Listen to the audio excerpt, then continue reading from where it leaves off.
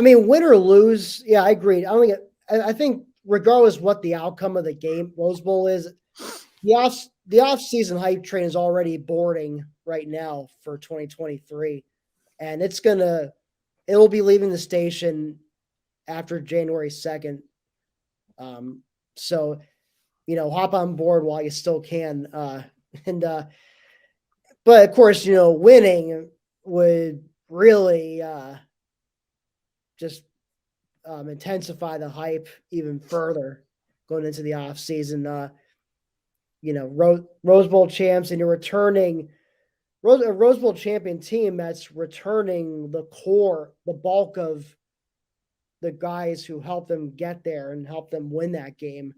So I kind of, I mentioned I'm watching this World Cup match on my phone here, but I'm making an analogy here. It's kind of like the U.S. soccer team, youngest team in the World Cup on average, and they got out of group play, got to the knockout stage.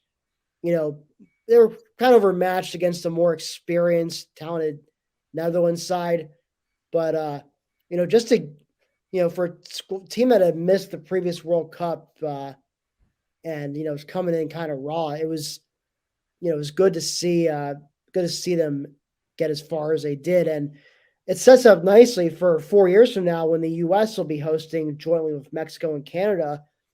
These guys will have matured and probably be peaking at the right time, and chance to make perhaps the greatest run in the country's history in 4 years. And likewise with the Penn State, the football team here, it's a very young team.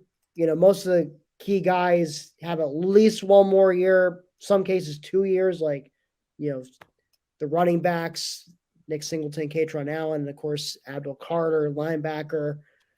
And then, of course, you got Drew Aller, who will be starting at quarterback next season. So, a lot to look forward to. And, the fact that that they're sitting here going to the Rose Bowl of 10 wins already, it's a very positive sign. It bodes well for the future. And you look at that schedule going into next year, it's a pretty manageable one on paper.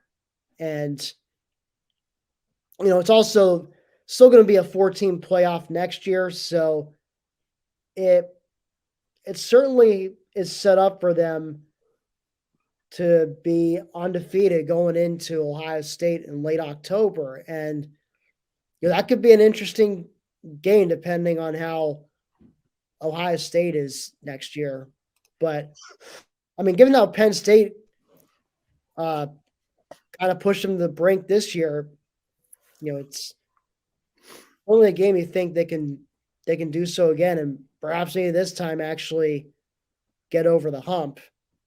We'll see, but got that. But the nice thing is too, but after Ohio State, you got a couple opponents in between it, being Indiana and Maryland, before you have to play Michigan at home. So it's not like you got to play Ohio State, Michigan like back-to-back weeks or like 2 weeks apart. 2 out of 3, yeah.